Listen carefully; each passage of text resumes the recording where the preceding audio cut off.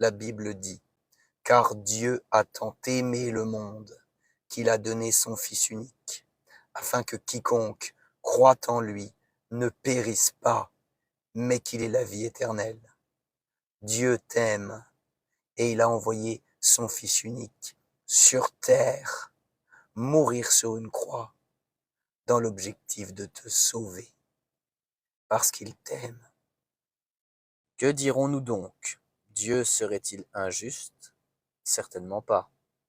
En effet, il dit à Moïse, « Je ferai grâce à qui je veux faire grâce, et j'aurai compassion de qui je veux avoir compassion. » Ainsi donc, cela ne dépend ni de la volonté ni des efforts de l'homme, mais de Dieu qui fait grâce.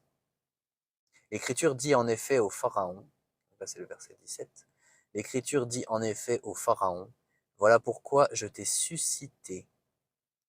C'est pour montrer en toi ma puissance et afin que mon nom soit proclamé sur toute la terre. » Ainsi, Dieu fait grâce à qui il veut et il endurcit qui il veut. On va continuer à lire les versets suivants. Tu me diras, pourquoi fait-il encore des reproches? Qui peut en effet résister à sa volonté? Mais toi, homme, qui es-tu pour entrer en contestation avec Dieu? L'objet dira-t-il à celui qui l'a façonné, pourquoi m'as-tu fait ainsi? Le potier n'est-il pas le maître de l'argile pour faire avec la même pâte un ustensile d'un usage noble et un ustensile d'un usage méprisable? Que dire si Dieu, voulant montrer sa colère et faire connaître sa puissance, a supporté avec une grande patience des vases de colère tout prêts pour la perdition? Et que dire s'il a voulu faire connaître la richesse de sa gloire envers des vases de compassion qu'il a d'avance préparés pour la gloire? Ainsi, il nous a appelés non seulement d'entre les Juifs, mais encore d'entre les non-Juifs. C'est aussi ce qu'il dit dans le livre d'Osée. J'appellerai mon peuple celui qui n'était pas mon peuple, et bien-aimé, celle qui n'était pas la bien-aimée. Et là où on leur disait, vous n'êtes pas mon peuple, ils seront appelés fils du Dieu vivant. La prédestination, l'élection inconditionnelle de Dieu, ça veut dire quoi? Il ne faut pas paniquer, il ne faut pas refuser de regarder cela bien en face.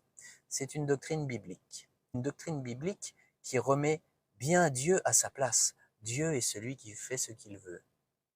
Qui sommes-nous pour dire au maître de l'univers, ah, tu as élu telle personne et puis tu n'as pas élu telle personne. Il y en a une qui va aller au paradis et une en enfer. Ah, c'est pas juste. Non mais, il n'est pas à notre niveau. Ce n'était pas qu'un homme, Jésus-Christ. Il est Dieu. 100%. 100% Dieu. Il est le créateur. C'est son choix. C'est son choix. Nous n'avons pas à intervenir en essayant de vouloir tout contrôler, en essayant de rejeter cette caractéristique de la personne de Dieu. Et là, je parle de sa souveraineté. Il est le maître. Il est Dieu. Ça ne plaît pas à certains que Dieu soit aux commandes, mais il est vraiment aux commandes. Mais c'est le cas. Enfin, il s'agit de Dieu. Je ferai grâce à qui je veux faire grâce. C'est Dieu, hein. Je ferai grâce à qui je veux faire grâce, et j'aurai compassion de qui je veux avoir compassion. Ainsi donc, cela ne dépend ni de la volonté, ni des efforts de l'homme, mais de Dieu qui fait grâce. Nous avons un problème, c'est la dépravation totale. Nous ne sommes même pas en mesure, hein, charnellement, avec notre dépravation, nous ne sommes même pas en mesure de choisir Dieu. Nous ne pouvons pas le faire, il faut une intervention de Dieu. Une conversion, c'est un miracle. C'est Dieu lui-même qui intervient. L'élection inconditionnelle, c'est que Dieu, par sa propre volonté, de son propre choix, on n'y est pour rien en fait. Il n'y a pas de condition. C'est lui qui a choisi, qui est sauvé et qui ne l'est pas.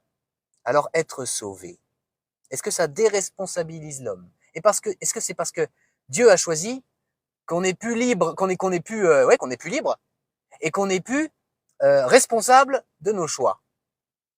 Eh bien, la première partie de la question, est-ce qu'on est plus libre?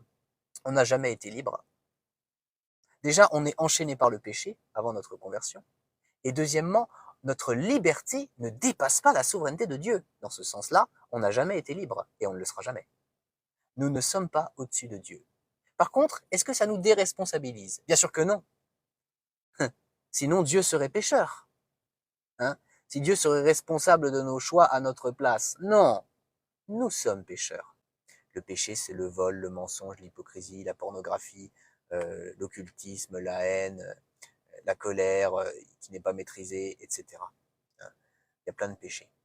Tous sont péchés et sont privés de la gloire de Dieu. Mais il y a une bonne nouvelle. Cette bonne nouvelle, c'est l'évangile. L'évangile, qu'est-ce que c'est?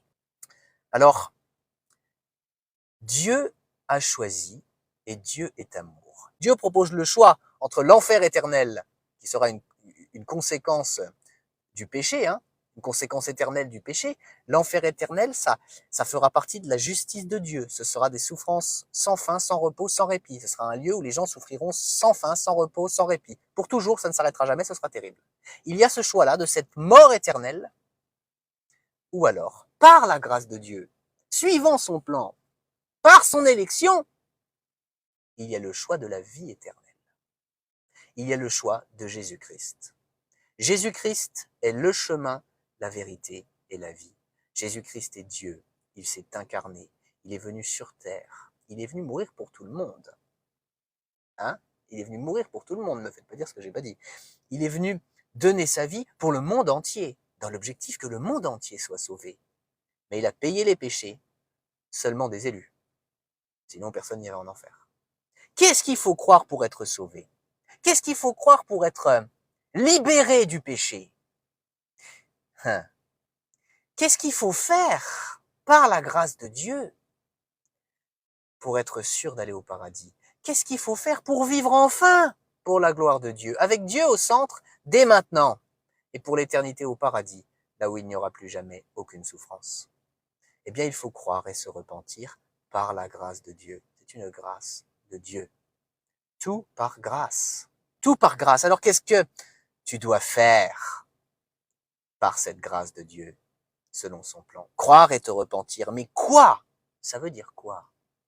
Eh bien, il faut que tu crois que Jésus-Christ est Dieu, est EST. Il faut que tu crois aussi que Jésus-Christ est le seul Fils de Dieu. Il est les deux, à la fois Dieu et le seul Fils de Dieu. Et il faut que tu le crois. Il faut que tu crois que Jésus-Christ est venu sur terre en tant que 100% homme et 100% Dieu pour payer pour tous tes péchés. Il faut que tu crois que Jésus-Christ a souffert pour tous tes péchés. Il faut que tu crois que Jésus-Christ est mort pour tous tes péchés sur la croix.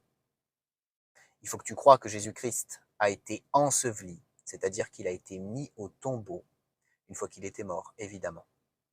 Il faut que tu crois que Jésus-Christ a payé toute la justice de Dieu pour tous tes péchés, à ta place.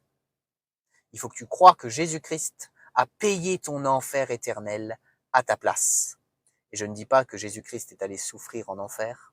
Ça, je n'ai pas trouvé d'endroit où c'est écrit dans la Bible. Mais ce que je te dis, c'est qu'il faut que tu crois que Jésus-Christ a payé ton enfer éternel à ta place. C'est-à-dire qu'il a réussi à payer ta punition illimitée en un temps limité. Voilà ce qu'il faut que tu crois. Et il faut que tu crois que Dieu a ressuscité Jésus-Christ au 3e jour et que Jésus-Christ est vivant pour toujours, que Jésus-Christ est victorieux sur la mort, sur le monde, sur le diable, sur le péché. Voilà pour la foi. Et si tu as accepté de croire tout ce que je viens d'expliquer là, alors la deuxième chose qu'il faut que tu fasses, c'est de pratiquer une vraie repentance devant Dieu. C'est-à-dire qu'il faut que tu prennes un temps et que tu parles à Dieu directement en le priant. Et il faut que tu lui dises combien tu regrettes de lui avoir fait du mal par tes fautes, par tes péchés. Il faut que tu t'engages devant Dieu à ne plus recommencer à pratiquer le péché sous n'importe laquelle de ses formes. Et il faut que tu cites tes fautes, tes péchés à Dieu, et il faut que tu lui demandes pardon. Arrête cette vidéo maintenant et pratique cette repentance. Cite tes fautes, cite tes péchés à Dieu et demande-lui pardon.